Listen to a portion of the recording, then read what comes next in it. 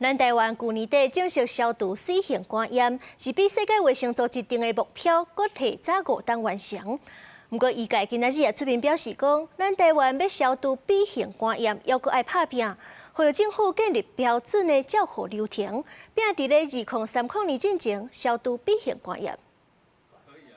根據衛福部的資料，肝癌、白癌前死因的前3名，肝病佫互人講是台灣的國病，因為 B 型甲 C 型肝炎會造成肝的發炎，長期落來都會對慢性肝炎變做肝硬化，甚至是肝癌。伊這袂疼吼，定定就是患者攏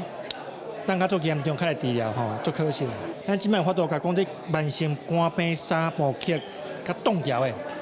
莫互發炎。醫生也指出，有一半以上的肝癌甲 B 型肝炎有關係，而且40歲以上的台灣人，佫有10%的人是 B 型肝炎的帶原者。20日，立法院醫護新會招專家甲國健署、健保署共同討論消除 B 型肝炎相關的對策，呼籲政府建立基層 B 型肝炎照護標準化的流程，檢查是陽性了後，佫要有追蹤治療的計劃。那我們可以希望能夠把病人分成低風險、中風險跟高風險。